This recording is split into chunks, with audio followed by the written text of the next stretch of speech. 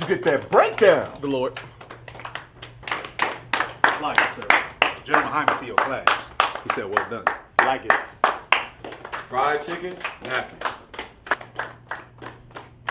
Put that on the table for me, warrior.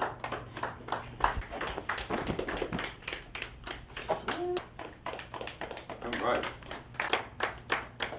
Rank raise coming, warrior.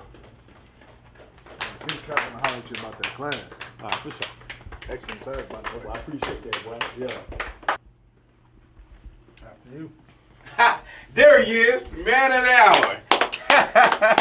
Take a seat, man. Take a seat. What's going on with you, brother? Yeah. Pour us up live. Listen, man. Heard you taught a hell of a class. Hey, man, the water, sir. The water. Excellent job, by the way. Hey, look, man. You know what I was thinking. Tell me what you think. Thursday, 7 p.m. Prime time. Scripture breakdown. What you think about that? I consider it. That's all I need you to do, man. YAHANNA. YAHANNA. Come on, man.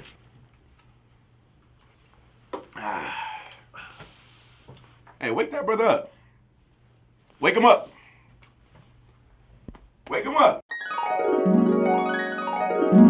Wake that brother up. Wake up, I. Yeah. Hey, wake that brother up. Wake up, I. Yeah. Hey, wake up. Wake up, I. Most High in Christ. You back with us? Come on, sir. Most High in Christ, I. And that's why Christ was Solomon, Christ was Melchizedek, and reincarnation is in the Bible. Hey, I love that. Do me a favor. See me one more time, Baba Shah. I appreciate it, I appreciate it. Warrior.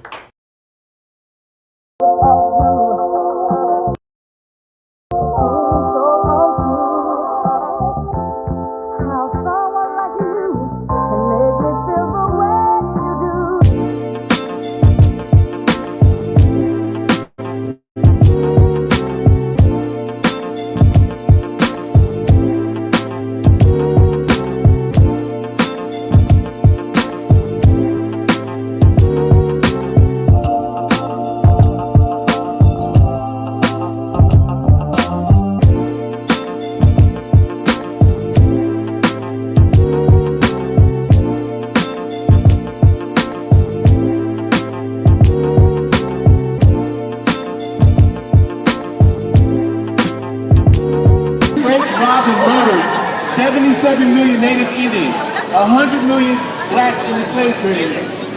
You are responsible for the crimes of your forefathers. A lot of you white people walk around here like, I never had slaves. You were never a slave. I never had slaves. But you benefit for the crimes of your forefathers. The reason why you're able to walk around and enjoy Hollywood is because your fathers had to kill. They had to rape and they had to murder innocent people for you to have that opportunity. Does it make sense? The Lord hates Esau. And if you so-called white people, you are descended from a man named Esau in the Bible. I think you better learn your history, okay? You are the original caveman. And this is the original caveman that you see right here. The original. I'm in a hell of a hole. Was never expected to grow. Just obstacles set in the road. That a result of me selling my soul. The story I'm telling is cold, but yet it's what everyone knows. The white man's the devil is known. America was never our home. Only a place of captivity, save facility, hating, disfigure me. They claim that I'm lazy, be killing me. Maybe the slavery draining my energy. As a young black man, I feel that I have an obligation to my race of people. Not to no other race or no other nationality, just to black people. As a young black man, I feel that I have an obligation to my race of people.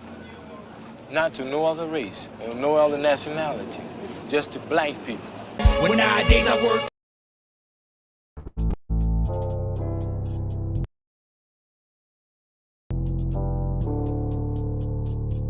According to God, the white man is the devil. See, I've been in here for a little minute. You know what I'm saying? And I see niggas, they like to talk a lot. They like to claim leadership. They like to claim this and that. You know what I'm saying? They like to be above what they really is and have authority. But they don't really need that authority. They don't really know what to do with that leadership. You understand? You hold hands with this white ass need to stop and ask you to give a damn what you talk about. Don't give a fuck what what you believe, nigga. Gotta stand up and serve my God. We don't pray on our knees, nigga. Yeah. See, everybody ain't with all that peace talk. Everybody ain't with all that. Let bygone be. Boy, A.S.U.P.K stop it. A.S.U.P.K the prophets. About to get serious. When they hit us with dope and kill us with crack, where the fuck with your leaders? I'm curious. He cashed out on your blood, traded you in and bought a new biz. Ask the prophets, I tell you the scheme. If you don't wake up, you gon' die in your dreams. I say you won't tell you no more. I swear these crackers try to kill us slow. Just spoke to a nigga and fed he up for parole because of the COVID. It feel like the host in this world that don't go together. Know there's gold in the ghetto. I'm in the city blazing with my niggas. Just told the devil the score never settled. Yeah, see the prophets. I'm tired of these niggas keep talking about, you know, you respect my religion, I respect your religion. Boy, your ass need to stop it, A.S.U.P.K the prophets. You know, like we all come together. Cause you know, they say God so loved the world. God so loved the world and know boy, your ass need to stop it, A.S.U.P.K Don't give a damn what you talk about. Don't give a fuck what you believe, nigga. Gotta stand up and serve my God. We don't pray on our knees, nigga. Yeah. Hey, gentlemen, y'all, we don't pray on our knees, nigga. Gotta stand up. You know what I'm saying? Boy, your ass need to stop and A.S.U.P.K the prophets. Let's clap it up. Clap it up.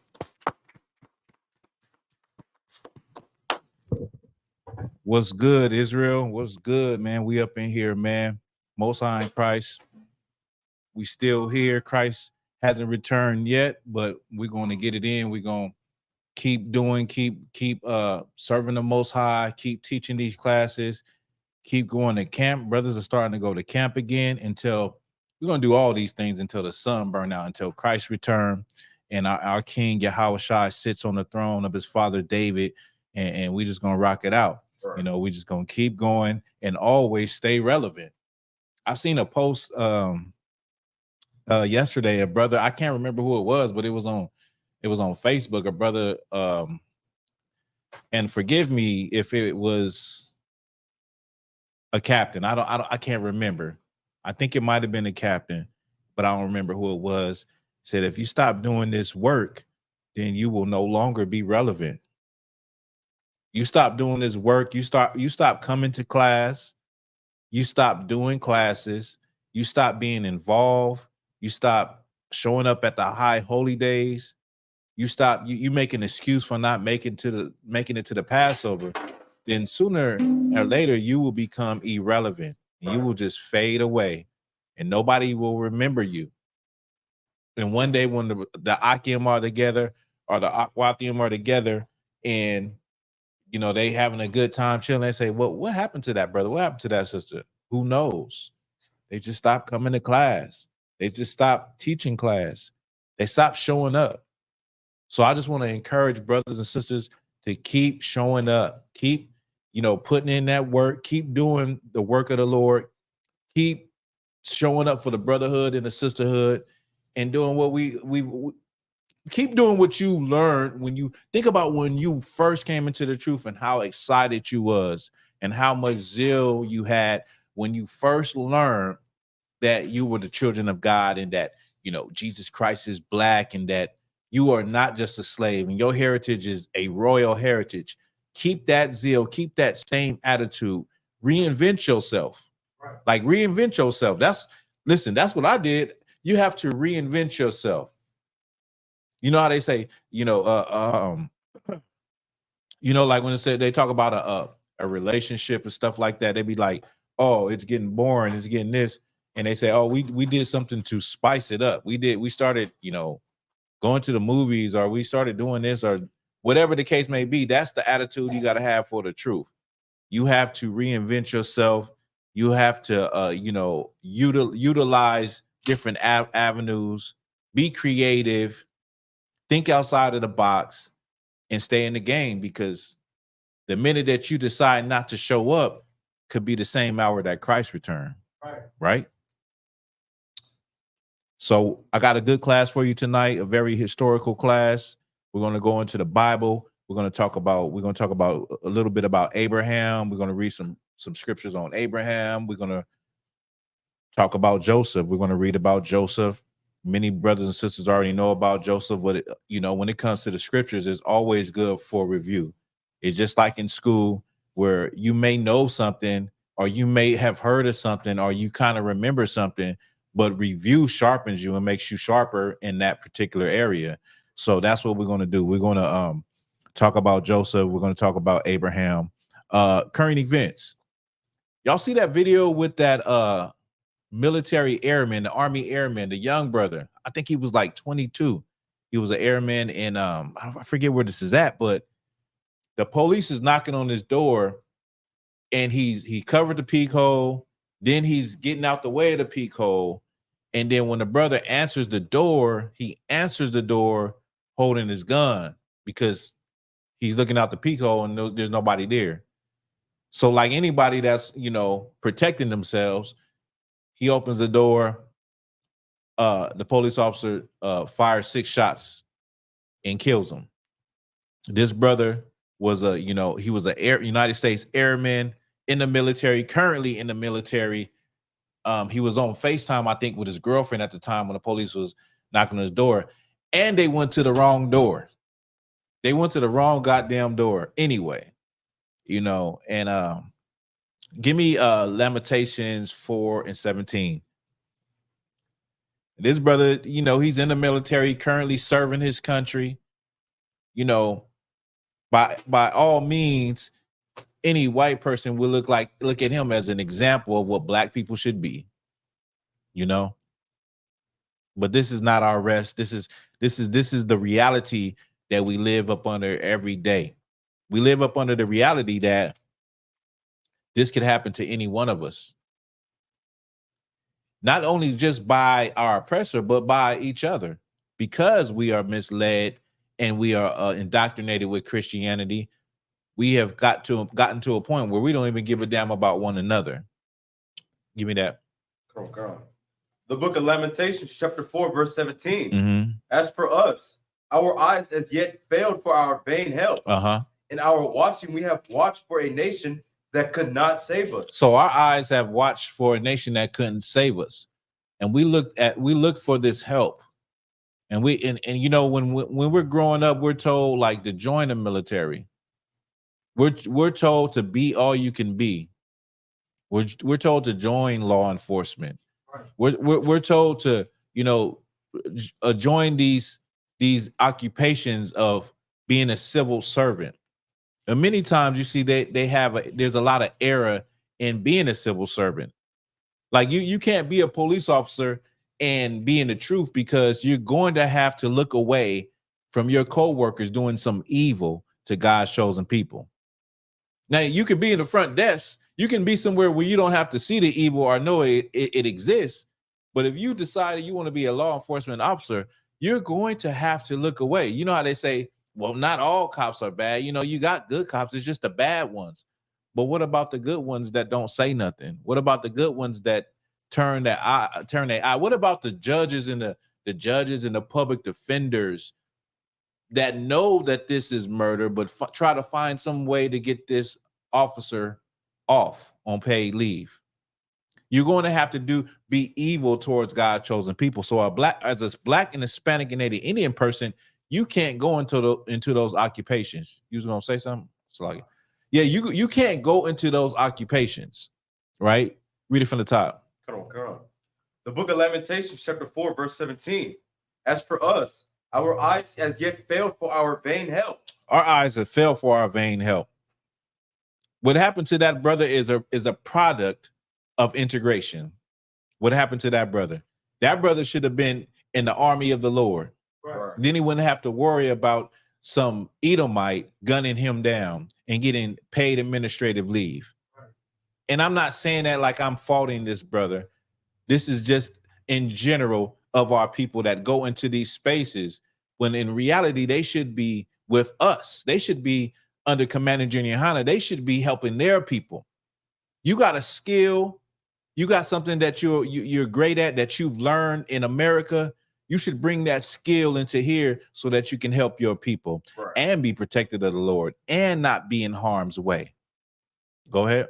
Go. In our watching, we have watched for a nation that could not save us. Man, we watched for a nation that couldn't save us. Right. Martin Luther King said he had a dream that one day little black boys that hold hands with little white girls. And that dream has become a goddamn nightmare. Right. That dream has become a horror film. It's a horror movie. It is a straight horror movie to see what has transpired and happened with our people from the 60s up until now. Go ahead. Come on. Verse 18. They hunt our steps. They do what? They hunt our steps. And we are like prey to them. We are literally like prey under the color of law and order, under the guise of law and order. Blacks and Hispanics and Native Indians are like a prey item. It's like a hunter that is seeking to destroy and devour some prey. And you know, like the Edomites, they'll spend days in the forest hunting. They'll buy all the gear. They'll buy that, they'll buy that suit that looks like that's painted with trees and be camouflaged and sit up in a tree and have a little snack and sit there all day and night just for that prey item, just for that animal to come by so they can kill it.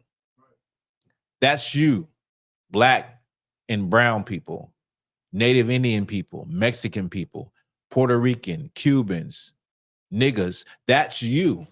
That's you. And you don't even see it. You thinking that you're involved in voting and that, oh, it's Biden or Trump and I'm Republican, I'm Democrat, and none of that really actually matters. You're just a pawn in the game that you don't even understand. Right. You are prey. You are being hunted. You're being hunted for your life. You're being hunted for your organs. You're being hunted for your votes. You're being hunted. You're a prey item. Everywhere you turn, you are being preyed upon. What does it matter if you have all the education in the world and you have the best job in the world and you live the best life in the world if you can't take all of those things and make it benefit your people? Right. What you have benefits another nation to be powerful and to be great. The skill sets that Black and Hispanic people gain in this world, those benefit white supremacy. Those benefit America. They don't benefit their people. Because the first thing a nigga do is he get that money and he go somewhere else. He move where white people are at. He gets away from the hood. The whole mindset of Black and Hispanic people when you're growing up is to be a rapper, a singer, a basketball player. And it's to what? Get up out the hood. To get away. Get up out the hood. It's not to beautify the hood or to give back to the hood or build a community center in the hood or, teach brothers and sisters in the hood or give counseling in the hood. It's to take all of your resources and, as we can see with the last NFL draft, hand all your resources over to a white woman to be in charge of it and to take it later on, because that's what's going to happen. She's going to take that shit. Excuse my language. She's going to take that. We ain't learned from Tiger Woods. We haven't learned from, who else? I'm going to say O.J. Simpson, but O.J. Simpson low-key got off. He low-key. He said, I can't. This is like, I can't. See, I don't fit the glove. The glove don't. O.J. Simpson got off, but we have a lot of examples of brothers. What was that brother that he was a big prospect back in the day, but he didn't pan out that way, like RG4 or RG? Yeah.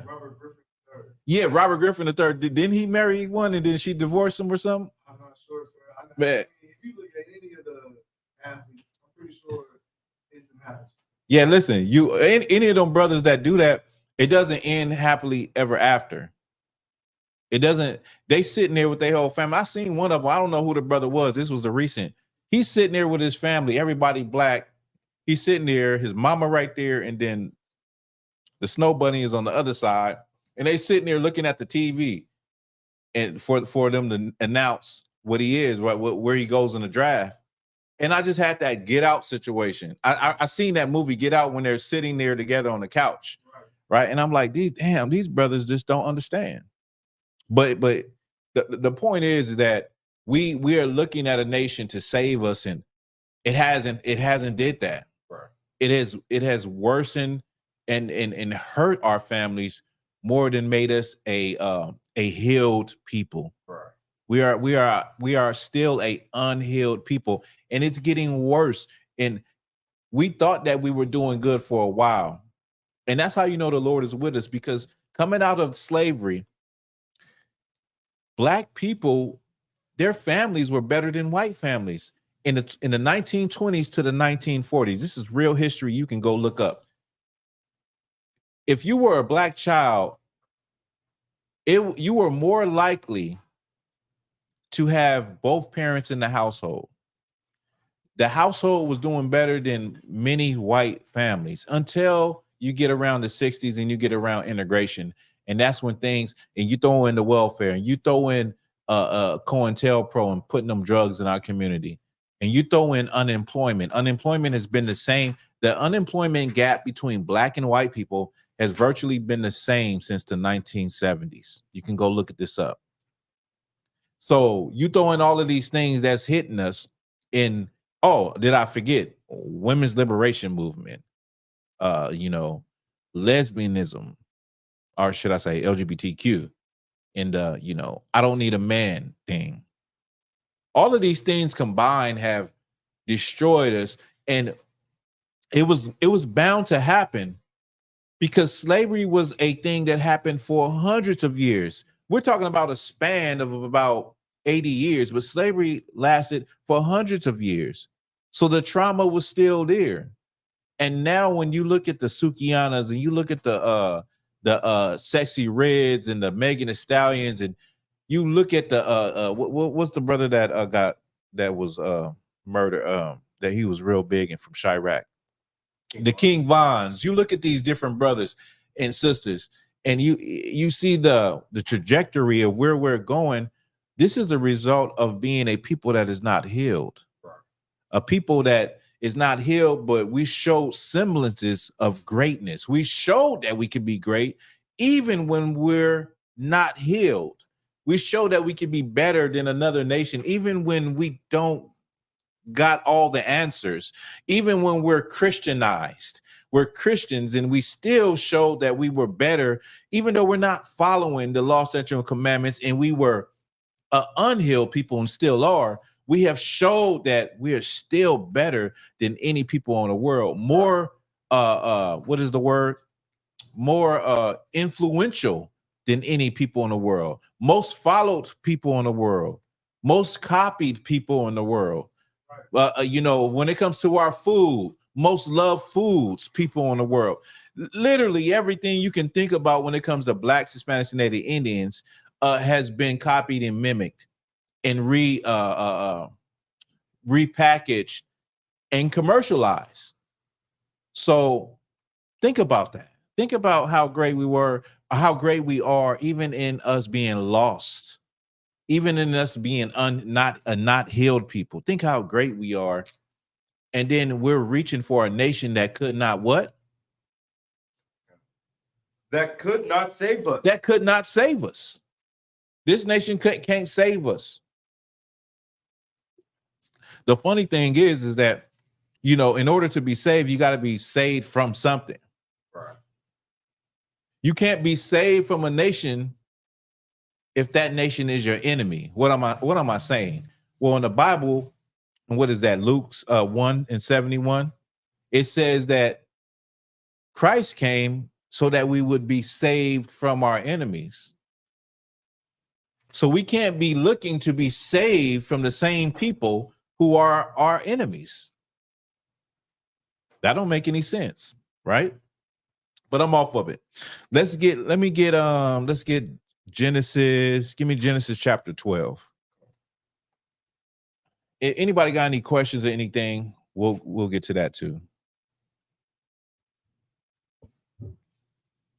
Start from verse 1, sir. Come. The book of Genesis, chapter 12, verse 1. Mm-hmm. Now the Lord has said unto Abram, get thee out of thy country, and from thy kindred, and from thy father's house, unto a land that I will show thee. The Lord told Abraham to get about that country, to leave Ur of the Chaldees. Go ahead, where his father was from. Go ahead. Verse 2. And I will make of thee a great nation, and I will bless thee, and make thy name great, and thou shalt be a blessing. Verse 3, and I will bless them that bless thee, and curse him that curseth thee. You said I will what? I will bless, and I will bless them that bless thee, and curse him that curseth The thee. Lord said he gonna bless those who bless us. You know, that's funny because you have certain nations that even today feel empathy and sympathy for Blacks, Hispanics, and Native Indians. They realize, and you even have some white folks, you know, individually that feel like, damn, my people are racist as hell. There's plenty of videos of white folks talking about how evil their own people are towards Blacks, Hispanics, and Native Indians. And there's been times throughout history you had the abolitionist movement where you had a lot of white folks and Black folks that fought against slavery.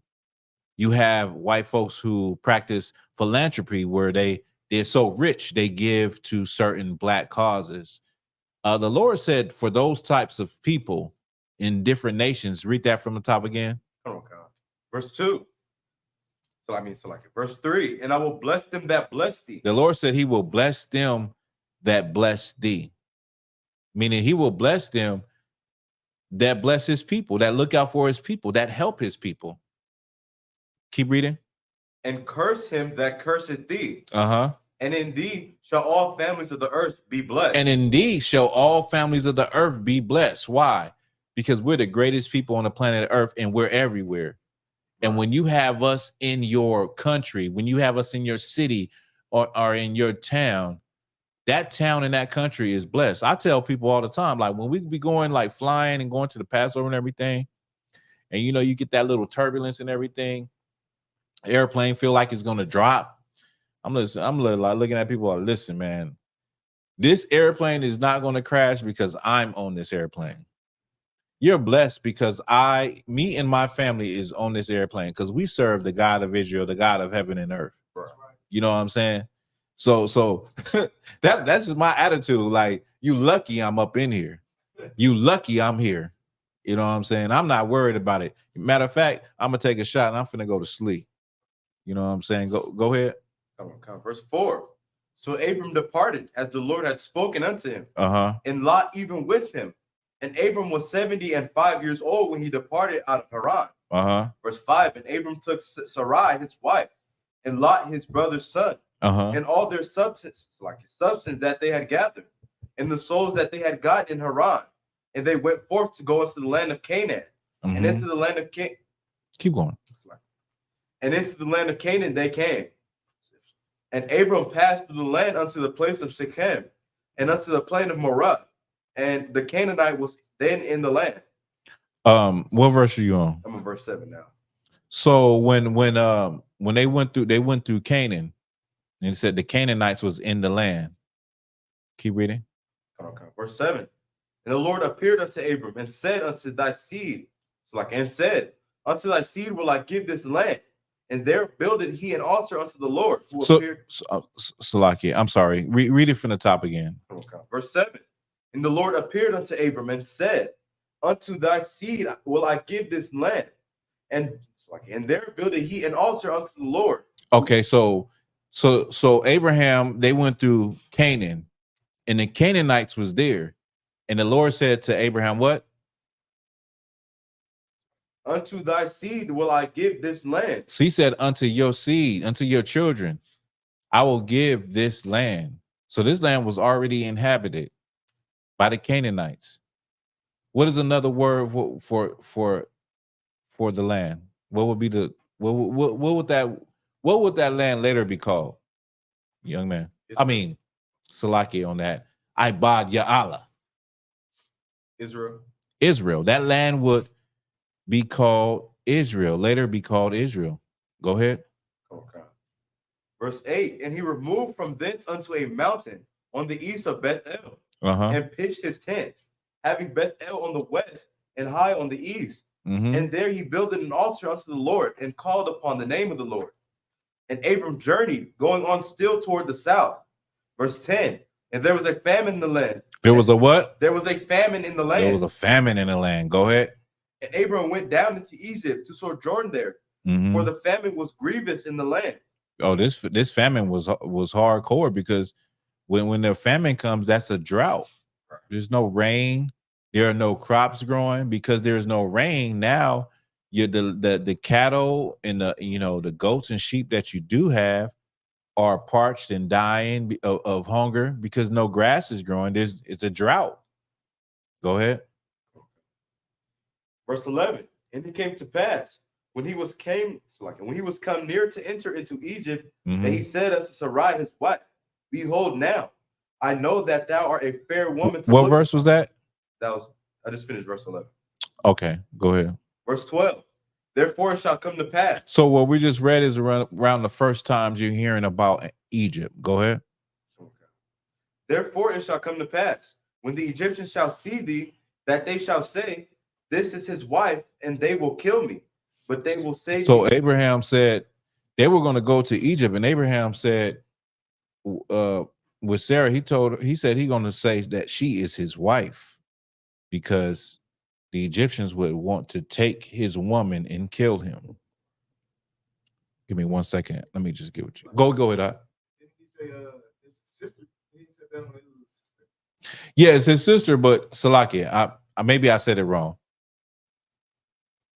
So Abraham wanted his wife to say that she was his sister, because he feared that when they went in there, the Egyptians would want to take her.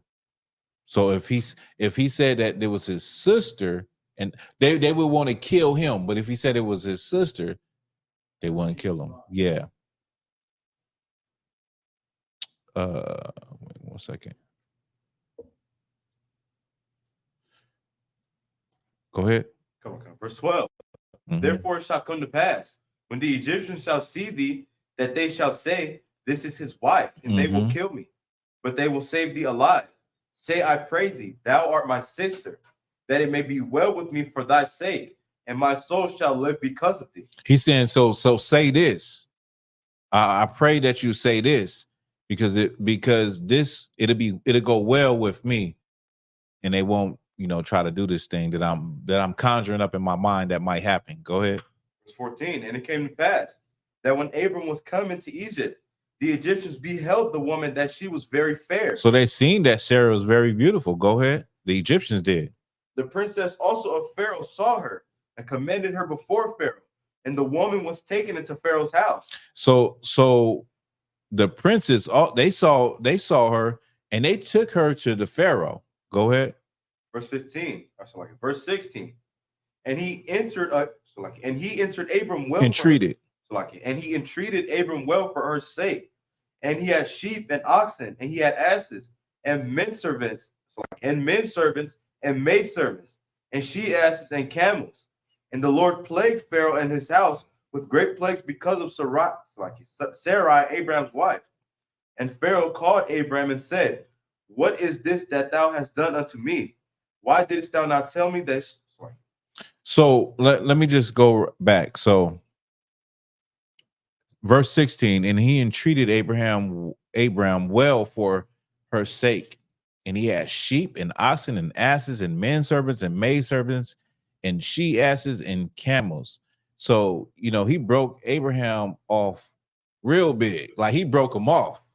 Like, this is a lot of, like, we reading this like this ain't nothing. This is a lot of money.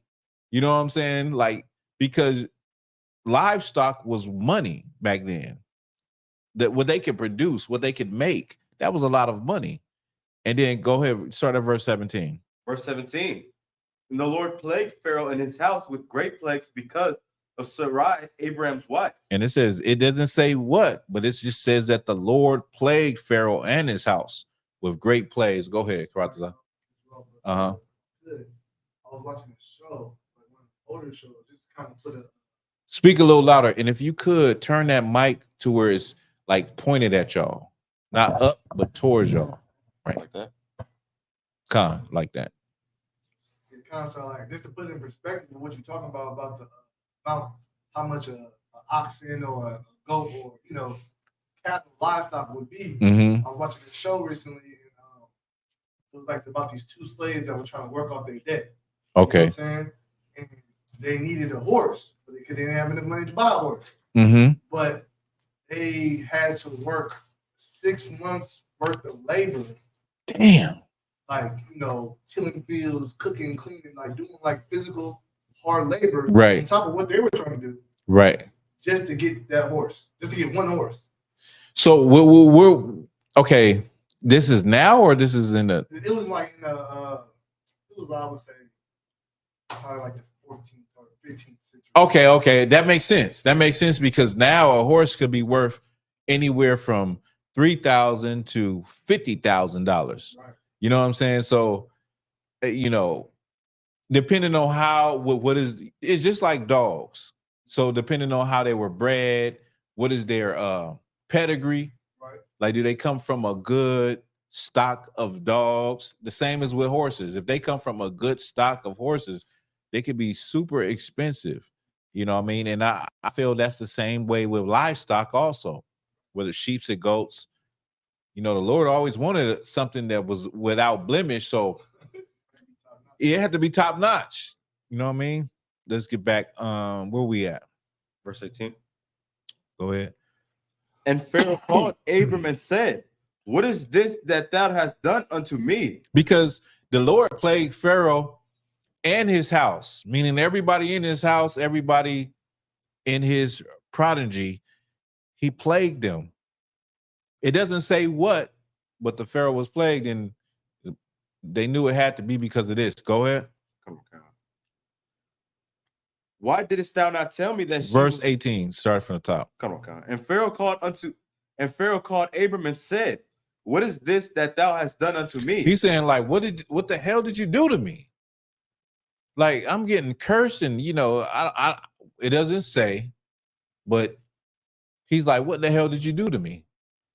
You know what I mean? Like, my animals is dying, my servants is tripping. What is going on here? Go ahead. Why didst thou not tell me that she was thy wife?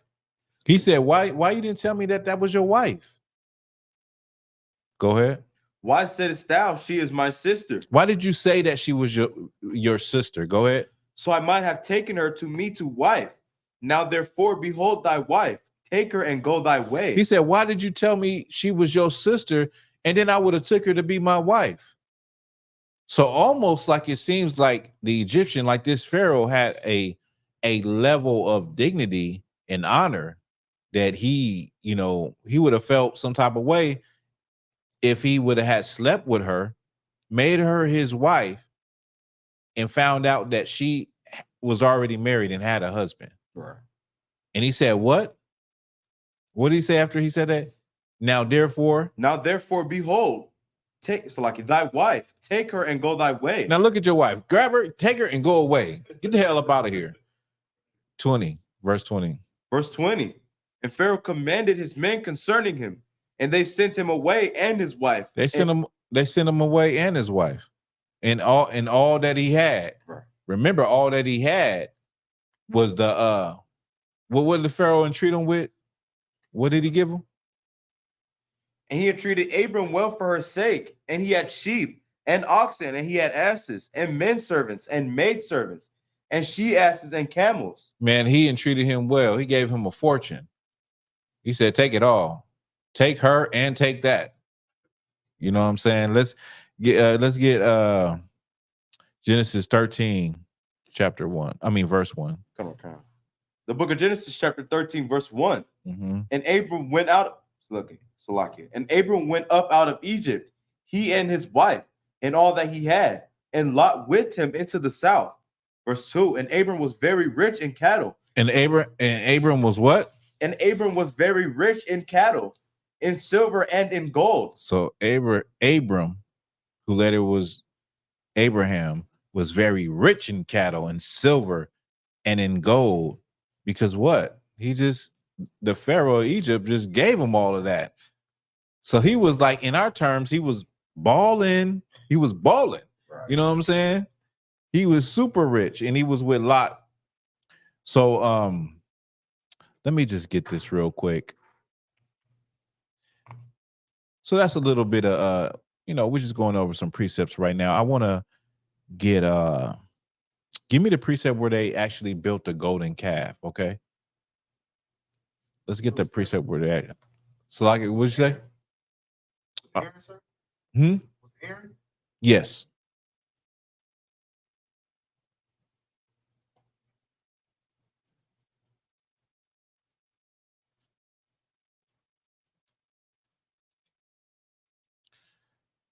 I want somebody to get me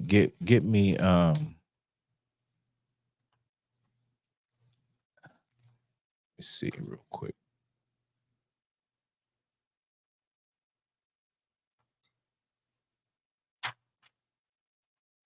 Do we have the Zondervan Bible Dictionary? I think we do. We do have one.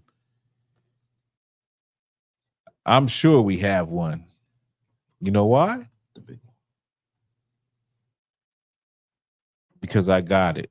That's why. And this is something for all brothers, you know, Salakia to the men above me, but all brothers, all different schools, what brothers should do is get all the books that are our bedrock books that we go to, and try one by one to get them inside of your school, get a bookshelf, so that even if you maybe forgot a book at home or whatever the case may be, you'll have some at the school that never leave the school. So when you given a breakdown, you can refer to one of these books. I think that should be a staple in the school. Salakia to the men above me, to the generals, the captains. Salakia for that. You know, if I'm overstepping my bounds, but I feel that, and I'll take a check-in for that. That we in every school we should have that solidified as an order. And it was only because I'm trying to get a picture real quick, but give me Hathor. Give me Hathor. And it was only because there was times when I've came to class and I didn't have, I thought that I brought a book. Let's just say it's Babylon and Timbuktu. I forgot it and I didn't bring it. Or maybe, it was the Zondervan, and I'm like, we should have a book here that's solid, that never leaves the school, so that, we'll be ready to go rock and roll. Let me see. It's like, this damn the little net up here, man. That's effing with me. And flies are my pet peeve. I'm at the house, a fly comes through, and it's wartime. I'm making sure he is eliminated. Let me get. I want to bring up an image of Hathor. I guess I'll deal with this one. This one is.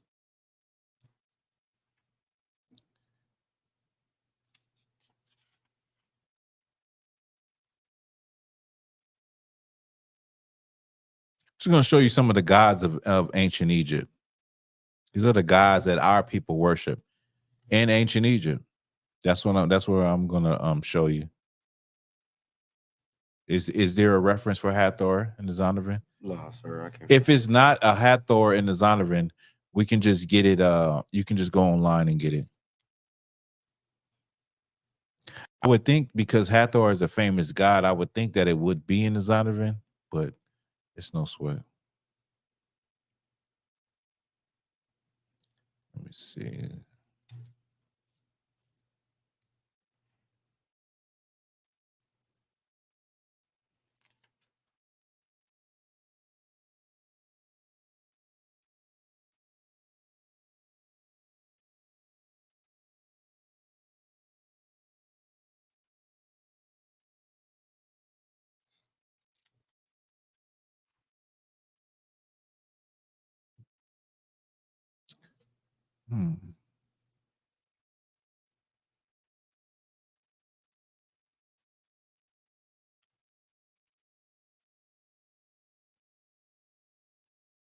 Yes, there's nothing here. It's nothing there. Get it offline.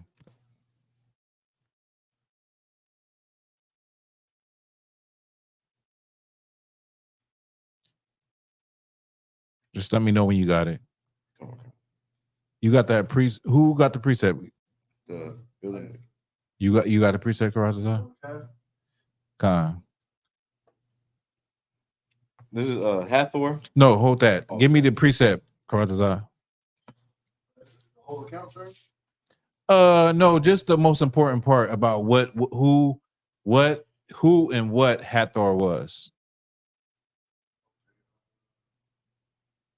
And it starts off with how the people, Moses delayed his coming, and Aaron, they kind of forced Aaron to make the. So, like, you got the precept.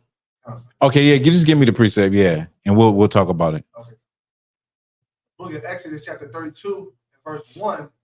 And when the people saw that Moses delayed to come down on the mount, the people gathered themselves together unto Aaron and said unto him, Up, make us gods, which shall go before us. For as for this Moses, the man that brought us up out of the land of Egypt, we wot not what is become of him. So they told the Aaron to make us gods, but these gods are gods that they were familiar with. The thing is, like, you may think it may sound like they're talking about just making something out of the air, make us a god out of nothing, right? But these are gods that are in ancient Egypt that where they just came out of. Go ahead. Verse 2, and Aaron said unto them, break off the golden earrings, which are in the ears of your wives. So like, keep going. I'm sorry, I didn't mean it. Of your sons and of your daughters, and bring them unto me.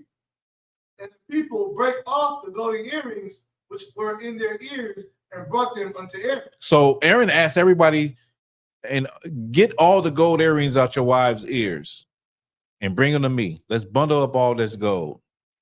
Remember, when the Israelites left out of ancient Egypt, they took a lot of the gold with them, a lot of the forces, the wealth out of Egypt when we left during the Passover. Go ahead.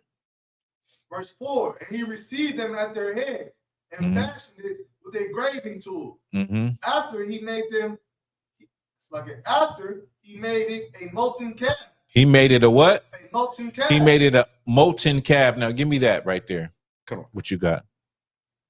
This is Hathor. Hathor was the ancient Egyptian deity of many realms, mother to Horus, god of the sky, and Ra, the sun god, and goddess of beauty, including cosmetics, sensuality, music, dancing, and maternity. She is often depicted as wearing a headdress of cow horns with a sun disk between them, or as a cow or lioness. Right. So this is Hathor that I put up on the screen. Let me see. I can't.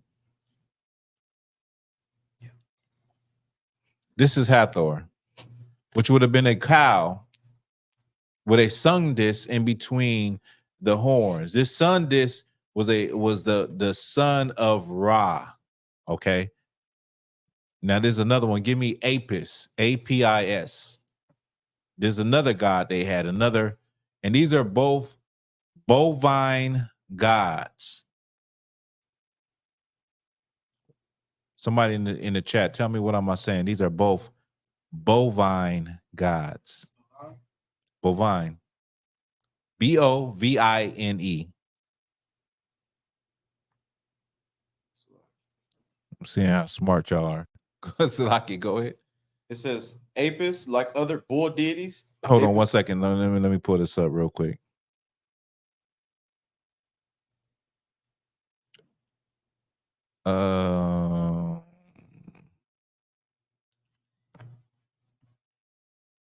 Go ahead again. It says Apis, like other bull deities, Apis was probably at first a fertility god concerned with the propagation of grains and herds. When he became associated with Ptah, the paramount deity of the Memphite area, and also Osiris and Usur-Hapai and Sokerus, gods of the dead and of the underworld.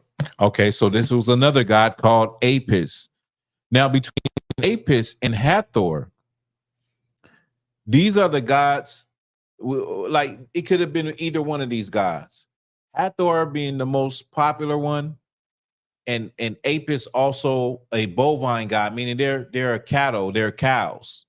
These are the type of gods that the Egyptians had, right? What you said, what you read with Aaron, he fashioned a golden calf. We don't know what it was, but we do know these are actual deities in ancient Egyptian history, which is Hathor is actually the most popular. You even sometimes have a black woman with the sun disk in between, a black woman with horns and the sun disk in between the horns, just like the cow. Okay. We can drop that. Now let's get to Joseph, okay? Let's get give me chapter 37. Chapter 37. Genesis chapter. I'm sorry. Did I didn't even say.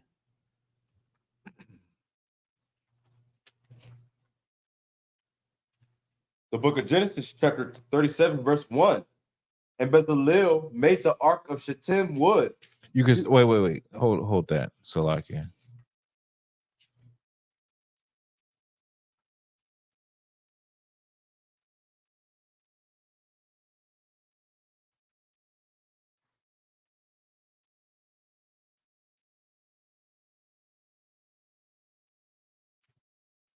See.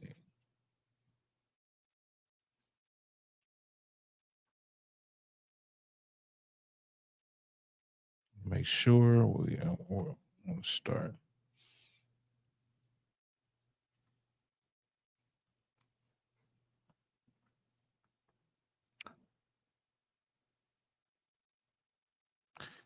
Are you sure you was on 37? Come on, God. Oh, so like I'm Exodus 37. Okay. You had me tripping for a minute. Like, yeah. 37 and 1. Okay.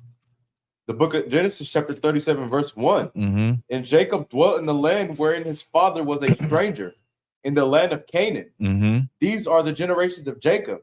Joseph, being 17 years old, was feeding the flock with his brethren, and the lad was with the sons of Bilhah, and with the sons of Zilpah, his father's wives. And Joseph brought unto his father their evil report. Now Israel loved Joseph more than all his children, because he was the son of his old age. So Israel, Jacob loved Joseph more than all his children because he had him when he was very old. Go ahead. Okay. And he made him a coat of many colors. Uh-huh. And when his brethren saw that their father loved him more than all his brethren, they hated him and could not speak peaceably unto him. His brothers hated him when they seen that his father loved him more than them, that he had a little more favor towards his brother. Go ahead. Okay. And Joseph dreamed a dream. Hold on. Kodash put it in there. Bovine means some of similar God. Then he put the definition of relating to or resembling the bovines, and especially the ox and the cow. So the Egyptians had bovine gods. Go ahead. Well, the Egyptians had a lot of gods. They had alligator gods, falcons. Oh, you name it. I think somebody said, and you can fact check this. The Egyptians had probably 20,000 different gods. This is just stuff. Just God of the underworld, God of the ground, God of the trees, God of the water, God of the of the Nile. Go ahead. Verse 5. And Joseph dreamed a dream, and he told it his brethren, and they hated him yet more. Joseph dreamed a dream, and he told it to his brothers, and they hated him even more. Keep reading. Verse 6. And he said unto them, Hear, I pray you, this dream which I have dreamed. For behold, we were binding sheaves in the field, and lo, my sheaf arose and also stood upright, and behold, your sheaves stood round about and made up obeisance to my sheaf. So Joseph said that he had a dream that they were binding sheaves. So binding sheaves is like you gathering wheat. You gathering the wheat together and you tie it up. Our the slaves bound sheaves. What type of sheaves? They bound sheaves of corn. They would bind these sheaves of corn. They would call it corn husking, right? But you gather all of this corn, and then you take something and you tie it around. That's a sheaf. You gather wheat, you bind something and hold it together in a bundle. It's a sheaf. So he said all of his sheaves, they was all binding, and his brother's sheaves went around his sheaf and all bowed down to his sheaf. Go ahead. Come on, God. Keep reading. Verse 8. And his brethren said unto him, shalt thou indeed reign over us? Or shalt thou indeed have dominion over us? So his brother says, so are you going to rule over us, nigga? So what you trying to say? Are you going to indeed reign over us, meaning rule over us? Go ahead. Or shalt thou indeed have dominion over us? Or do you have dominion over us, power and glory over us? Go ahead. And they hated him yet the more for his dreams and for his words. And they hated Joseph because of that. Go ahead. Verse 9. And he dreamed yet another dream and told it his brethren and said, behold, I have dreamed a dream more. And behold, the sun and the moon and the 11 stars made obeisance to me. And he told it to his father and to his brethren, and his father rebuked him and said unto him. So now he's saying the sun and the moon and the stars bowed down to him. And his father Jacob, Israel, he rebuked him. He said, wait a minute, son. You doing a little too damn much now. You need to get up about them comic books or whatever the hell that imagination you got going, but chill the hell out. Go ahead. And said unto him, what is this dream that thou hast dreamed? Shall I and thy mother and thy brethren indeed come to bow down ourselves to thee to the earth? So now what are you talking about? Like, so your father, me, I'm finna bow down to you too, your brothers and your mama? Go ahead. What verse you on? Verse 11 now. Uh-huh. Verse 11. And his brethren, envied him. His brothers envied him. Go ahead. But his father observed the saying. But Jacob, Israel, observed the saying. He thought about it. He said, I love my son. We're going to see what this comes to be. Go ahead. Verse 12. And his brethren went to feed their father's flock in Shechem. And Israel said unto Joseph, do not thy brethren feed the flock in Shechem? Come, and I will send thee unto them. And he said to him, here am I. He said, so Israel told Joseph, he's like, your brothers is in Shechem. Ain't that's where they at. And he said, I'm gonna send you over there. And Joseph was like, okay, father, I'm ready to go. Go ahead. Verse 14. And he said to him, go, I pray thee, see whether it be well with thy brethren and well with the flocks, and bring me word again. So he sent him out of the vale of Hebron, and he came to Shechem. So he sent his son, he sent the son that he loved, Joseph, to go check on his brothers and see if everything was good, if the business was good. Go ahead. Verse 15. And a certain man found him, and behold, he was wandering in the field. And the man asked him, saying, what seekest thou? And he said, I seek my brethren. Tell me, I pray thee, where they feed their flocks. And the man said, they are departed hence, for I heard them say, let us go to Dathan. And Joseph went after his brethren and found them in Dathan. And when they saw him afar off, even before he came near unto them, they conspired against him to slay him. And they said, even when he seen a man told him where his brothers was at in Dathan. And when his brothers seen him, they seen him coming from far away, and they started thinking ways to put him away, to slay him. Go ahead. Verse 19. And they said one to another, behold, this dreamer cometh. Come now, therefore, and they said, behold, this dreamer coming. Look at the nigga that got all the dreams. This nigga think he know everything. This nigga talking about we gonna bow down to him. Right. Go ahead. Verse 20.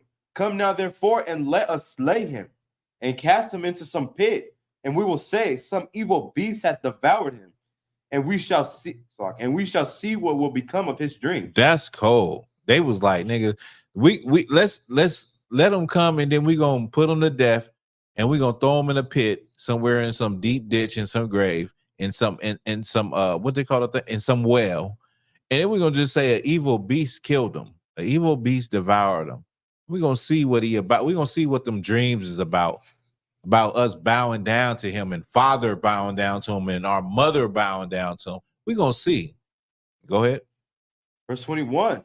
And Reuben heard it, and he delivered him out of their hands and said, let us not kill him. So his brother Reuben heard it and said, nah, let's not do that. Go ahead. Verse 22. And Reuben said unto them, shed no blood, but cast him into this pit that is in the wilderness, and lay no hand upon him, that he might rid him out of their hands, to deliver him to his father again. So Reuben tried to save him. Reuben tried to say, let's just put him in a pit. And Reuben wanted to like make it to where they will forget about him so that he would be able to get him back home to his dad. Go ahead. His dad, Israel. Verse 23, and it came to pass when Joseph was come unto his brethren that they stripped Joseph out of his coat and his coat of many colors that was on him. So when he came, they took his coat off, the coat that his father had made for him. Go ahead. Verse 24, and they took him and cast him into a pit, and the pit was empty. There was no water in it. Mm-hmm. And they sat down to eat bread, and they lifted up their eyes and looked, and behold, a company of Ishmaelites came from Gilead with their camels, bearing spicery and balm and myrrh, going to carry it down to Egypt. Verse 26, and Judah said unto his brethren, what profit is it if we slay our brother or conceal his blood? And Judah said, what profit is it that we slay him? This is how you Judah says, you evil MFers. He said, what profit is it that we slay our brother and conceal his blood? This nigga thinking about it ain't no profit. We ain't getting nothing out of it. So like we ain't getting nothing out of it. We not making no money. Go ahead. Come on. Verse 26. Also like verse 27.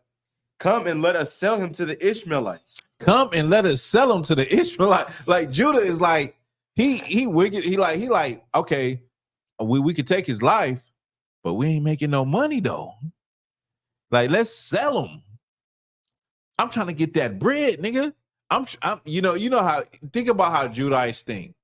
A Judahite is thinking about getting some money. You know what I'm saying? So he like, man, it ain't no profit in just slaying them. Let's get paid from it. Go ahead. Okay. And let not our hand be upon him, for he is our brother and our flesh. And his brethren were content. So he looked at it in a way to like, we'll get rid of him, but at the same time, we're going to benefit from it. We're going to get some money from it. Go ahead. Verse 28, then there passed the Midianites merchantmen, and they drew and lifted up Joseph out of the pit and sold Joseph to the Ishmaelites for 20 pieces of silver. And they brought. And let me just say, 20 pieces of silver, historically, that was the price for a slave. In ancient times, it was about 20 pieces of silver, 20 or 20 shekels. Go ahead. And they brought Joseph into Egypt. Verse 29. And then Joseph went to Egypt. Go ahead. And Reuben returned into the pit, and behold, Joseph was not in the pit, and he rent his clothes. Now Reuben seen that Joseph wasn't in the pit, because remember, Reuben's plan was to try to, get him back to his father. So when he seen that, he ripped his clothes. He rent his clothes. Go ahead. Verse 30. And if you don't know what that means, that's a sign of mourning. You rip your clothes. You wear sackcloth. You pour ashes on your head. You shave your head. These are signs of mourning in ancient Israel. Go ahead.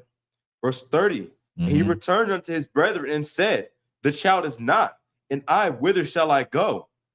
Verse 31. And they took Joseph's coat and killed a kid of the goats and dipped the coat in the blood. So when he returned to his brother, he said, the child is not. Whither shall I go? Like Reuben didn't know that they had sold Joseph. And then what they did was take Joseph's coat that they took off of him, and they killed a baby goat, and they dipped his coat in the blood of the baby goat. Right? Go ahead. Verse 32. And they sent the coat of many colors, and they brought it to their father and said, this have we found. Know now whether it be thy son's coat or no. So they went back to their dad and said, this is what we found. We don't know if it's Joseph's coat or not, but it's dipped in blood, and they handed it to him. Go ahead. Verse 33. And he knew it and said, it is my son's coat. An evil beast hath devoured him. Joseph is without doubt rent in pieces. So Jacob, Israel, he said it is his coat. And there's no doubt that some animal then killed him and ripped him into pieces. Go ahead. And Jacob rent his clothes. And Jacob rent his clothes and put sackcloth upon his loins and mourned for his son many days. So Jacob was hurt because this was a son that he loved. So he mourned for him many days. Go ahead. And all his sons and all his daughters rose up to comfort him, but he refused to be comforted. And he said, for I will go down into the grave unto my son mourning. Thus his father wept for him. So he wept for him. He didn't want to be comforted. Go ahead, Karate. I just think that I just look at how crazy that is for them.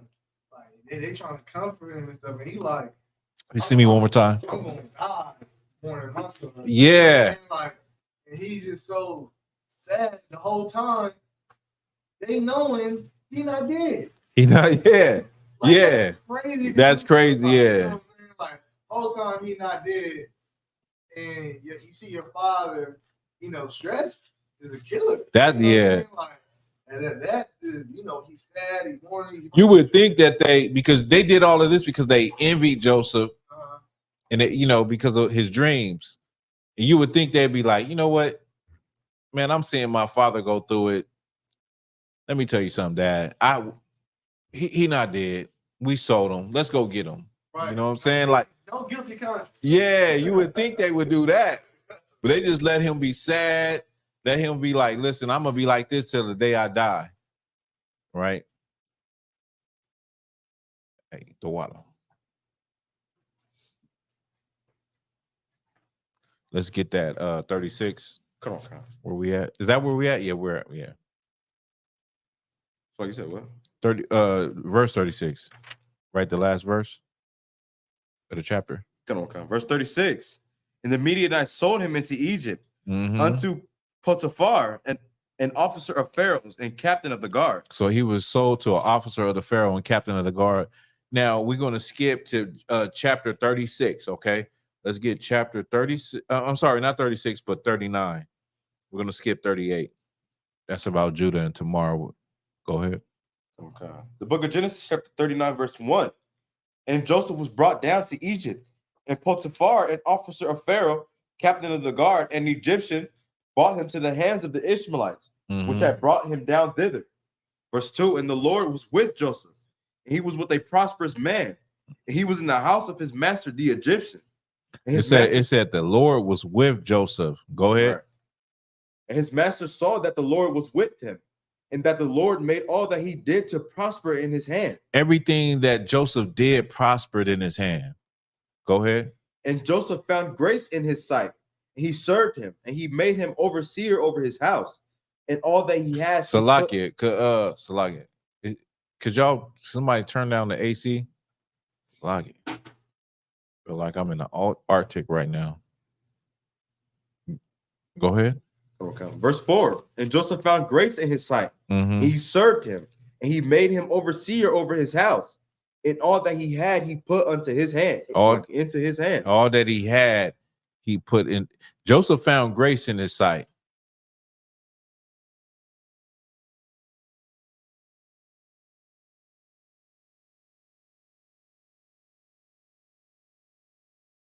All that he had, that the Lord blessed the Egyptian's house for Joseph's sake. Didn't I just say that earlier? The Lord blessed the Egyptian's house for Joseph's sake. The Lord will bless that school, that house, that car, that train, that airplane for your sake. If you keeping the law, statute, and commandments, that should be your attitude wherever you are. Right. Is listen, ain't nothing going to happen because I'm here. Y'all are blessed because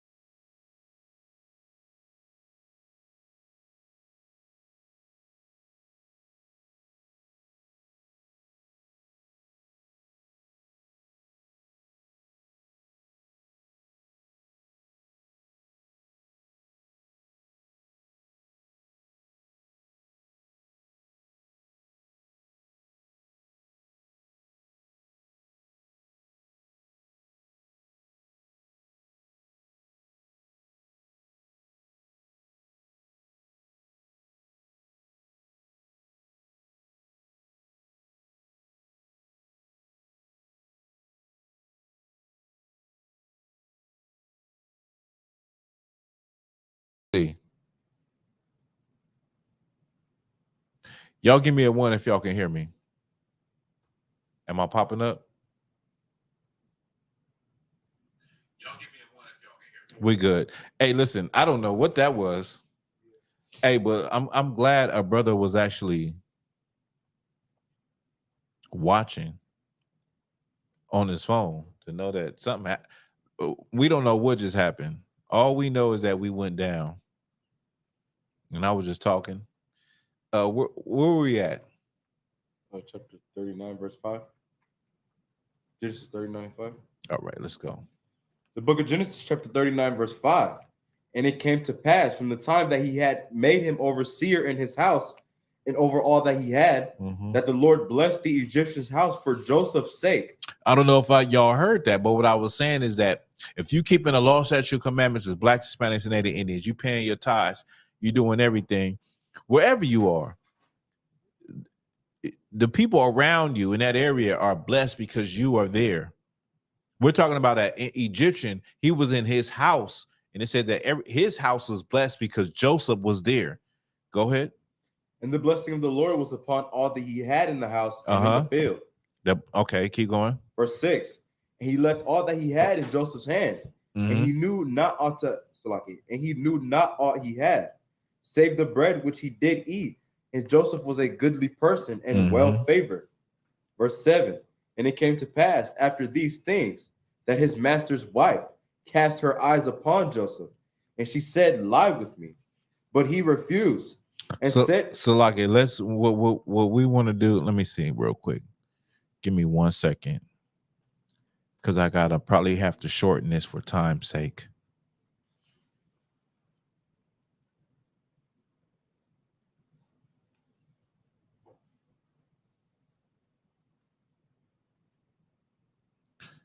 So we're going to just skip to chapter 41. Now you can go and read the book of Joseph on your own. I mean, the story of Joseph. What it was going to get into is that the officer's wife was trying to get at Joseph, and he turned her down, right? And he turned her down. Anyway, she lied and said that, he did something. He mocked her. He mocked him, the officer. So Joseph was put in prison. Joseph was put in prison. He was in prison with a butler and a baker. And the butler and the baker, he gave them, he told them what would happen to them. So one of them was killed and one of them was restored to their position. And this happened on the Pharaoh's birthday.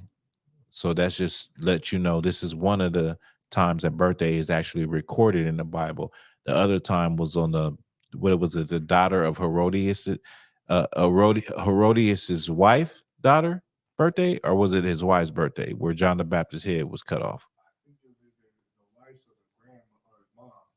Right. So the two times that a birthday is even mentioned in the Bible talked about there is somebody being executed on those days. The Israelites did not celebrate birthdays. That's a sidebar. But we're going to skip all of that, and we're going to get to we're going to Genesis chapter 41, verse 1. Come on. The book of Genesis chapter 41, verse 1. And it came to pass at the end of 2 full years that Pharaoh dreamed, and behold, he stood by the river. And behold, there came up out of the river 7 well-favored kine and fat flesh, and they fed in a meadow. And behold, 7 other kine came up after them out of the river, ill-favored and lean-fleshed, and stood by the other kind upon the drink of the river. It's like upon the brink of the river. And the ill-favored and lean. So the Pharaoh, let me just break this down. So it said that the Pharaoh dreamed, and behold, he stood by the river, and there came up out of the river 7 well-favored kine. I'm not familiar with this what we're talking about here, but let's just say that it is cows. This kind, it was fat fleshed, and then you had 7 that came up out of the river that were lean flesh. So it was 7 fat and 7 lean. Where you at? Verse 4. Verse 4. Let's get it. And the ill-favored and lean-fleshed kind did eat up the 7 well-favored and fat kind. So Pharaoh awoke And he slept and dreamed the second time, and behold, 7 ears of corn came up upon one stalk, rank and good. And behold, 7 thin ears and blasted with the east wind sprung up after them. And the 7 thin ears devoured the 7 rank and full ears. So the 7 thin ears devoured the 7 rank and full ears of corn. Go ahead. And Pharaoh awoke, and behold, it was a dream. Verse 8. And it came to pass in the morning that his spirit was troubled, and he sent and called for all the magic. So the Pharaoh was troubled. His spirit was troubled. Go ahead. I'm sorry. So Pharaoh woke up and he, have you ever had a bad dream, like a nightmare, where you wake up and you're glad that it was a dream because it was so real. It was like you could touch it. You could. They say sometimes there's a saying that says the tension was so thick that it was palatable. Like the tension in the room was so like you could cut it with a knife. The dream is so real that you feel like when you wake up that it was actually real, and you realize you're back in yourself, and you're like, thank God that wasn't real. Thank God. And I'm talking about death of loved ones. I'm talking about something that will devastate you. The most devastating death of your children, death of loved ones, you falling off a cliff, you get in a major car crash. Brother, I done had dreams where I'm actually fighting in my dream. And I'm trying to beat the brakes off this nigga. And I hit the table like boom. And I wake up like, damn. It was a dream. I'm glad it was a dream. I ain't got no beef with this brother. Like I never had no problem with this brother. But the Pharaoh woke up and he was troubled in his mind. He was troubled. He didn't, it was a nightmare. You can call that a nightmare. That's what you can call that. You know what I'm saying? It's a nightmare ain't ghosts and goblins and monsters. A nightmare could be your worst reality coming to pass. And you feel like, damn. You wake up and you're like, I'm glad that was a dream. Thank the Lord that was a dream. Right. Go ahead. Verse 8. And it came to pass in the morning that his spirit was troubled. And he sent and called for all the magicians of Egypt. He called all the magicians of Egypt. Go ahead. And all the wise men thereof. And Pharaoh told them his dream, but there was none that could interpret them unto Pharaoh. None of these magicians could interpret the dream to Pharaoh. They could not tell him. And let me just say, man, hold that. Let me get this precept real quick.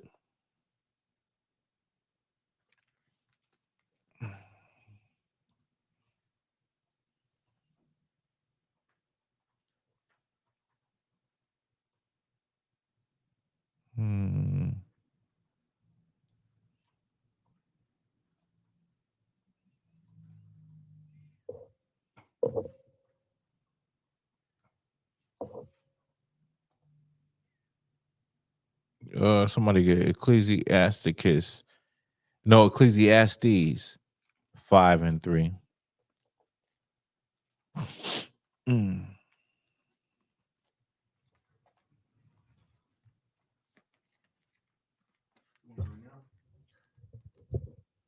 I want to read that last precept. He got it. Abadiala, he got it. Just read the last precept where you was at, and then we'll get what Karatazar got. Verse 8. And it came to pass in the morning that his spirit was troubled, and he sent and called for all the magicians of Egypt and all the wise men thereof. And Pharaoh told them his dream, but there was none that could interpret them unto Pharaoh. There was none that can interpret it to Pharaoh. A lot of times you have a lot of blacks and Hispanics that want an interpretation of their dream. And a lot of times there is no interpretation of the dream. It's just garbage. It's just garbage. It don't mean anything. Right. You're not Daniel. You're not the Pharaoh of Egypt. You're not anybody important. You just had a dream. Give me that, Karatazar. Book of Ecclesiastes chapter 5, verse 3. For a dream cometh through the multitude of business. A dream coming through the multitude of what? Of business. Of business. That's why you dream the dreams that you dream. That's why you even having a dream a lot of times. Right. It's because it's a lot of things going on in the day. It's a lot of things on your mind. It's a lot of things that you're thinking about. It's a lot of things that you're troubled with while you are awake and you have a dream. You know, they say that you have dreams also when, you know, you eat a lot of junk food. You tend to dream a little more. Or you eat late at night. You get up in the middle of the night. I'm guilty. You get up in the middle of the night and you know, grub on something and lay back down. Read it from the top. Book of Ecclesiastes, chapter 5 and verse 3. For a dream coming through the multitude of business, and a fool's voice is known by the multitude of words. You can drop that, but a dream coming by a dream comes from a business, and a fool's what? A fool's voice is known by the multitude of words. And the fool's voice is known by the multitude of his words. All of that you talking, all of that stuff you saying. You talk too damn much. Won't you be quiet? Be quiet, and maybe somebody will think that you're a wise man. You talk too damn much. Go ahead, Carter. So you want verse 7? Give it to me. The book of Ecclesiastes 5 and 7. For in the multitude of dreams and many words, there are also divers vanities. Right. Thou fear God, but fear thou God. But fear God. So in the multitude of dreams and many words, there are also diverse vanities, meaning a dream is all the dreams you having and all of those words that's being said in these dreams is vanity. Vanity meaning useless. The most important thing is to fear God. Right. To fear the Most High. Like a lot of, I'll tell you right now, 98% of your dreams don't mean a goddamn thing. They mean absolutely nothing. So let it go. A lot of times you have a dream and you wake up and you can't even remember all the details. Right. And if you can't remember the details, it starts to make no damn sense. You'd be like, well, why was he there in my dream? And why was he standing at the pool? And why was I eating eggs? And why was I doing this? It makes no sense at all because it's vanity most of the time. Most of the time, like I said, you're not Pharaoh. You're not Joseph. You're not a ruler. You're not a king. You're not a queen. You definitely not know the goddamn queen. You definitely you don't know that your dreams mean absolutely nothing. Right. They're trash. Just let it go. I done let go plenty of dreams where somebody else would have said, nigga, man, that shit was deep, man. I'm like, now if you have a vision, I've had visions, I've had actual visions, but they line up with the Bible. They line up with what is going to happen in the end time. Those are real. Those are really real. And there's brothers and sisters that have those visions. And they are really, really real. You know what I mean? Why? Because the Bible says that they're going to happen. Other than that, just let it go. Just let it go. Okay. Let's get back to it. Where were you at? 41 and 9. Give it to me. The book of Genesis, chapter 41, verse 9. Then spake the chief butler unto Pharaoh, saying, I do remember my faults this day. Pharaoh was wroth with his servants, and put me in a ward in the captain of the guard's house, both me and the chief baker. And he dreamed a dream in one night. I and he were dreamed each man according to the interpretation of his dream. And there was with us a young man, a Hebrew servant to the captain of the guard. And we told him, and he interpreted to us our dreams. And each man according to his dream he did interpret. And it came to pass as he interpreted to us, so it was. You can stop that. So just stop that. So they're talking about how Joseph was able to interpret dreams, telling the Pharaoh. So let's skip down to where he actually interpreted the dream. Let's see now. What verse was you on? That was verse 9. That was like verse 12. Okay, you was verse 2. Okay, well, let's skip to 14. Let's get in. Come on. Verse 14. Then Pharaoh sent and called Joseph, and they brought him hastily out of the dungeon. And he shaved himself and changed his raiment and came in unto Pharaoh. Now, Pharaoh sent for Joseph, and Joseph shaved himself and his raiment, changed his clothes, and he came to Pharaoh. Joseph was a Hebrew, but he shaved himself. Joseph was a Hebrew, but he was blessed by the Most High. You understand? And he shaved himself. Remember that detail. So keep going. Verse 15. And Pharaoh said unto Joseph, I have dreamed a dream, and there is none that can interpret it. And I have heard say of thee that thou canst understand a dream to interpret it. And Joseph answered Pharaoh, saying, it is not in me. God shall give Pharaoh an answer of peace. So he said, I heard that you can interpret dreams. And Joseph said, that ain't me. That's the Most High. Right. He gives me that. Go ahead. Verse 17. And Pharaoh said unto Joseph, in my dream, behold, I stood upon the bank of the river, and behold, there came up out of the river 7 kine, fat fleshed and well favored, and they fed in a meadow. And behold, 7 other kine came up after them. I want you to skip to 25. Come on. We already know the dream that Pharaoh had. Let's hear what Joseph had to say. Verse 25. And Joseph said unto Pharaoh, the dream of Pharaoh is one. God has showed Pharaoh what he is about to do. The 7 good kine are 7 years, and the 7 good ears are 7 in 7 years. The dream is one. And the 7 thin and ill-favored kine that came up after them are 7 years. And the 7 empty ears blasted with the east wind shall be 7 years of famine. This is the thing which I have spoken unto Pharaoh. What God is about to do, he showed unto Pharaoh. So the 7 thin and ill-favored kine that came up are 7 years. And the 7 empty, those are 7 years of famine. So it's 7 years of plenty and 7 years of famine. Go ahead. Come on, God. Verse 29. Behold, there come 7 years of great plenty throughout all the land of Egypt, and there shall arise after them 7 years of famine. So first it would be 7 years of plenty. Go ahead. And all the plenty shall be forgotten in the land of Egypt. He said, in all, what verse are you on? Still verse 30. 30. He said, and all the plenty shall be forgotten out of the land of Egypt. Remember that. All the plenty shall be forgotten about in the land of Egypt. Go ahead. And the famine shall consume the land. Verse 31. So let me show you this right here. Hold that. Let me give you some archaeology. So like you. Let's get some archaeology.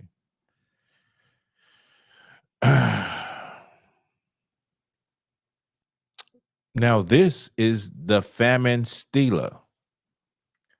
On this stela, which was created during the time of the Ptolemies, during the time that the Greeks actually ruled Egypt, this famine stela is basically a record of a 7-year famine.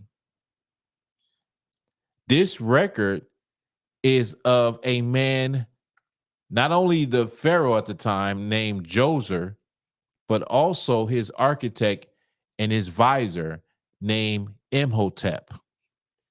Many scholars and historians have said that Imhotep is possibly Joseph in the Bible. Why? Because this specifically speaks of a famine.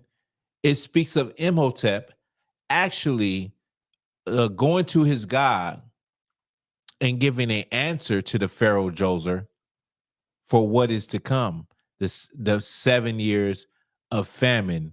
It doesn't talk about 7 years of plenty. It doesn't talk about 7 years of plenty.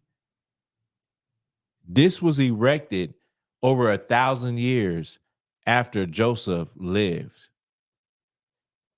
This was also a record because in the Bible, we'll get to that, it talks about Joseph tells the Pharaoh what to do, and that is to gather all of the grain in storehouses and exact 1/10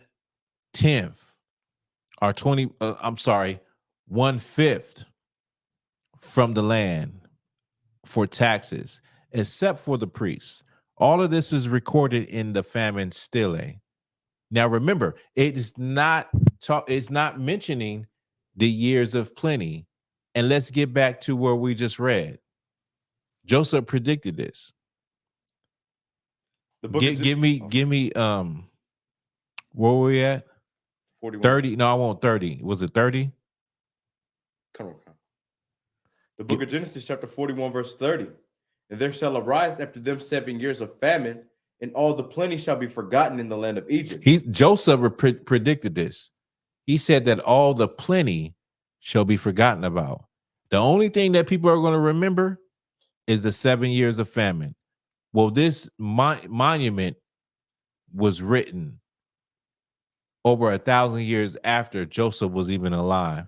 And all it records is the 7 years of famine. Not only that, it's been Egyptianized, meaning that instead of giving the credit to the God of Israel, it gives the credit to the God of Num. It gives the credit to the Egyptian gods that they went to get the answers. And this is considered striking evidence, significant evidence that this Imhotep was Joseph. He was a vizier, he was a chancellor, he was second in command, first ever. Not only that, he created, and I will show you more, he created the first silos, which is granaries or storages for grain, when they had the 7 years of plenty, because they knew that the famine was coming. Go ahead, Karatazar. That's definitely biblical, sir. It's everything that Joseph did. You know what I'm saying? He told Pharaoh, store up while you got the plenty. So in the bad times, through the 7 years of famine, you good. Mm-hmm. And this is like, but it's just a common thing that our oppressors do. They never give no Negro no credit. I know Israelite no credit on anything. So. Right. Yeah. You read about that. They don't give our forefathers credit. And part of the reason is because of the politics today. So they can't say that Joseph, an Israelite, or in the world today, they think is a fake Jew. They can't say that he was, the person that saved Egypt, and he was Imhotep, one of the first, literally before, he was the first person to create storages or granaries to save up the grain to give out to different nations. So to give him that credit will be giving the fake Jews credit, because that's who the world thinks is God's chosen people. They don't think that we're God's chosen people. And you're right on what you're saying. Keep going about yellow. Come on, God. Verse 31, and the plenty shall not be known in the land by reason of that famine following, for it shall be very grievous. Verse 32. It shall be very grievous, right? Go ahead. And for that the dream was doubled into Pharaoh twice, it is become that the thing is established by God, and God will shortly bring it to pass. Now therefore, let Pharaoh look out a man discreet and wise, and set him over the land of Egypt. Let Pharaoh do this, and let him appoint officers over the land. What verse is that? I'm in the middle of verse 34. Okay, go ahead. And take up the 5th part of the land of Egypt, and then the 7 plenty. So Salaki, in the 7 plenty of years. So Pharaoh used Joseph to appoint officers over the land and take up the 5th part of Egypt, meaning 20% of Egypt. You would take it. You would take taxes in the 7 plenteous years. That's what it says. Go ahead. Verse 35. And let them gather all the food of those good years that come, and lay up corn under the hand of Pharaoh, and let them keep food in the cities. Verse 36.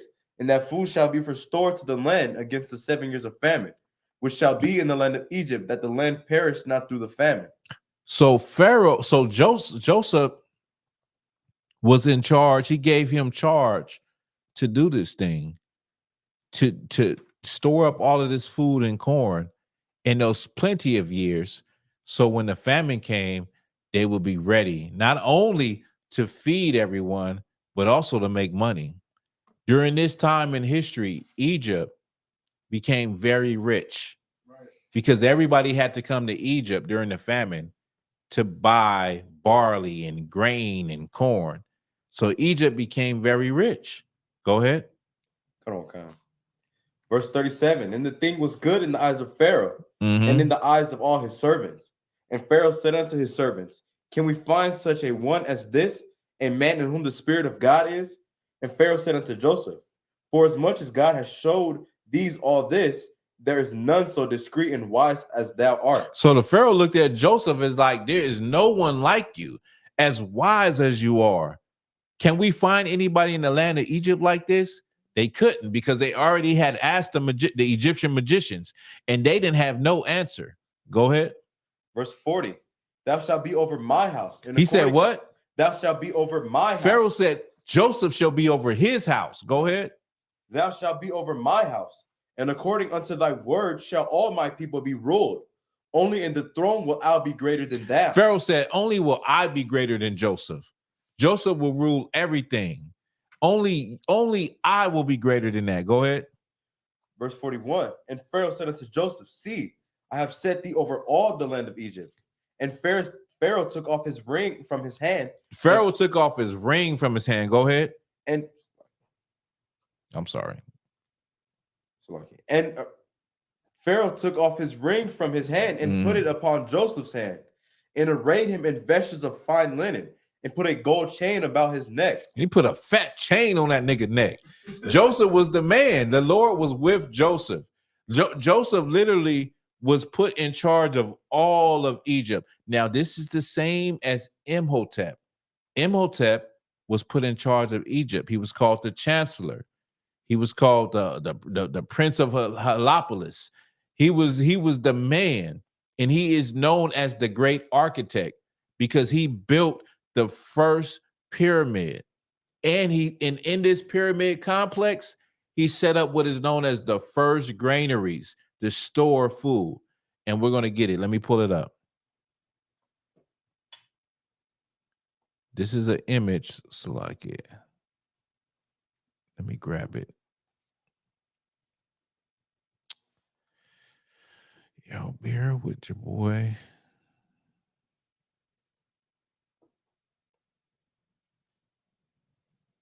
This is the image of Imhotep. Imhotep,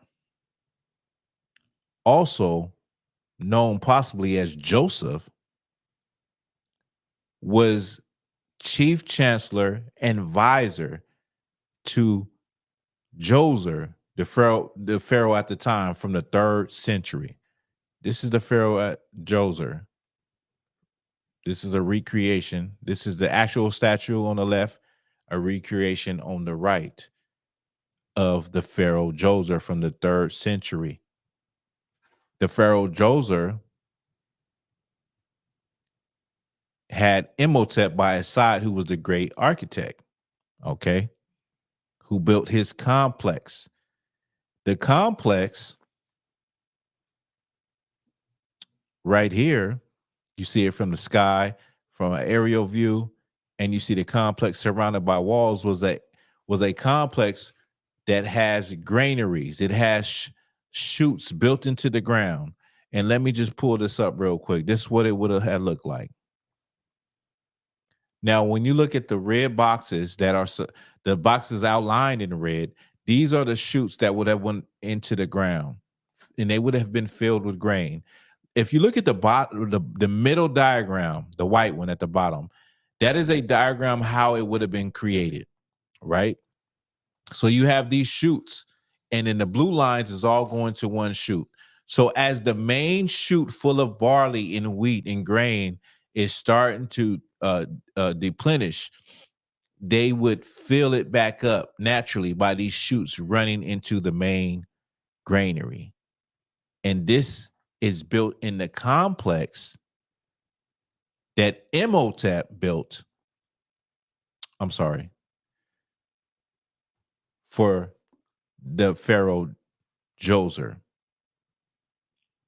This is the first step pyramid in Egypt. This was a whole complex, as you can see right here. This is what it would have looked like, surrounded by walls that were 10 meters high. So you couldn't get it. You can only come in one way and leave out the other way. You would go in, you would get your grain, and you would go back out to your country. But this is possibly what you're looking at is Joseph of the Bible. Now, Imhotep, like Joseph, was the second in charge, the only person that fits the story of Joseph at the time of Joseph. And there is no records in ancient Egypt of his burial. We know that Joseph, his bones were carried out of Egypt. He was not buried as an Egyptian. Joseph would not had looked like a Hebrew. Why? Because we read that Joseph shaved his face like the Egyptians. He dressed like the Egyptians. And if we were able to read more for time's sake, we would know that when his brothers came to Egypt for grain, that they did not recognize him. He spoke like an Egyptian, and he looked like an Egyptian. Okay, these are actual artifacts of Imhotep who fits the life and the accomplishments of Joseph of the Bible. Where we at? Genesis 41:43. Mm-hmm. Verse 43. And he made him to ride in the second chariot which he had. And they cried before him, bow the knees. So like he bowed the knee. And he made him ruler over all the land of Egypt. So Joseph became the ruler of all the land of Egypt. Right. And everyone bowed down to Joseph. He gave Joseph his ring. Joseph looked like an Egyptian. Keep going. And Pharaoh said unto Joseph, I am Pharaoh, and without thee no man lift up his hand or foot in all the land of Egypt. Mm-hmm. And Pharaoh called Joseph's name Zapnath-Paneah, and he gave him to wife Asenath, the daughter of Potiphar, priest of On. And Joseph went out over all the land of Egypt. So for all intensive purposes, Joseph looked like an Egyptian, and you probably might think in your mind, this is before the law, statute, and commandments. So Joseph was given a wife that was Egyptian. Right. He was given a wife from a high priest in Egypt. And he shaved his face like an Egyptian. And he lived as an Egyptian. But Joseph also reminded his brothers that we are Hebrews. The Lord has blessed me in this land. And don't forget when I die to take my bones with you. With all the greatness that Joseph had, he still remembered who he was. Right. Even though he rose to a high ranking in Egypt, the Lord gave him favor. Let me tell you something. The Lord can give you favor here in America. The Lord has given plenty of our brothers and sisters favor. You have brothers in the cabinet of America. You had Colin Powell, Condoleezza Rice. You had different people that have been high in the ranking. And I'm not saying Barack Obama. He was not a nigga. He was a Kenyan and he was Jewish. He's not a black person. He's not an Israelite. But our people are in high levels of society in government in America. And that's only because of the favor of the Lord. But it really doesn't mean anything unless you're helping your people. When Joseph's brothers came to him, they did not recognize him. He recognized them. And as he talked to him, he had to turn around and he cried because he remembered his brothers. But he was stiff with them. He said, you left a brother. They left Benjamin at the house. He said, until y'all bring Benjamin back, I ain't going to let y'all go. But he knew who they was. He sent them back home with what they wanted, the food and everything, and he put their money back in the pouch. When they opened up the pouches at home, they said, well, damn, we might be, we got to go back because we might be set up. Like, our money is in the pouches. Like, they were supposed to take our money. But Joseph knew what he was doing, right? And he rose to a high position in all of, and because of that, our people were able to go into Egypt and to prosper. And then we was given the land of Goshen. We're given the land of Goshen in the Delta region, in the marsh region, where the soil is lush and fertile to grow things. And then as the story goes on, we come to a time when there was a Pharaoh that did not know Joseph. He forgot about the great things that Joseph did. He forgot about the greatness. And you had a people named the Hyksos that ruled, that were also Semitic people. And because of their rulership and because of what they did, you had a Pharaoh that did not know Joseph. He did not give a damn about the Israelites. And we'll pick it back up during the time when Moses was born. With that, that's the class.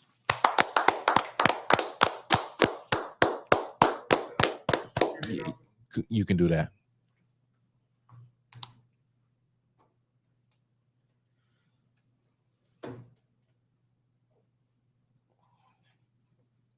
It's the I.S.U.P.K security announcements.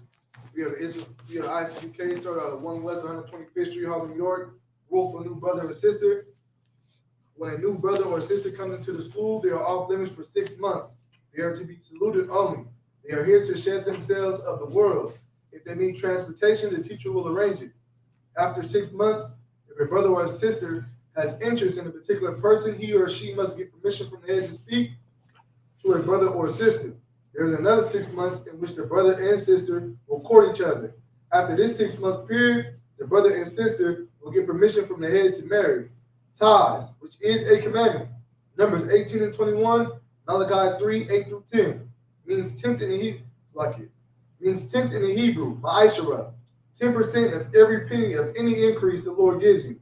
Give the treasury department or teacher. Priest fund. Free will offering for priests, not mandatory. Whatsoever amount you would like.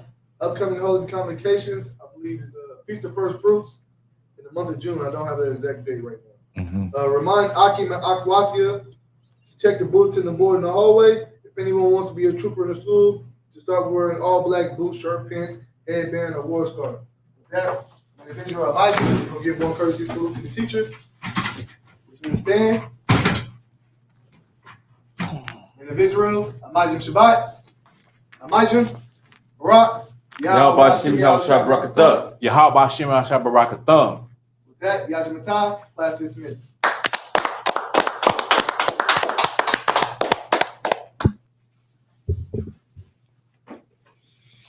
Hey, the water, Akim, Afwatim, Israel, we up out of here. Thank you for rocking with us. Let me give y'all some shout outs real quick. UPK, Quadasha Allah in the house. Kalmaz Baf in the house. Daughter of a king, Shalom. Sister Barata Nawa. Olivia Arnold in the house.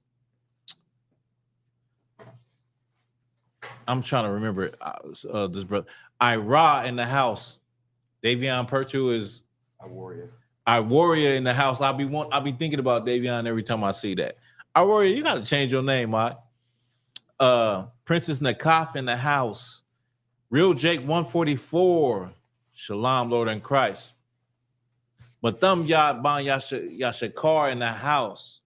Ilah 1 West. Shalom, sister, in the house. Let me see. Yeah. Mariam Baf Yashakar in the house. Hey, what's up, sis? Ira by Yum Yum in the house. Hey, Shalom, Lord in Christ. I.S.U.P.K, is it Connecticut? Daniel, son of Judah, in the house. Hey, Shalom, Lord in Christ. Listen, man, thank you for rocking with me. I'll try to bring it next week. We will be starting with the Hyksos. We'll be getting into like I said, the Pharaoh that did not know Joseph, the Hyksos, and the birth of Moses. Shalom, Israel.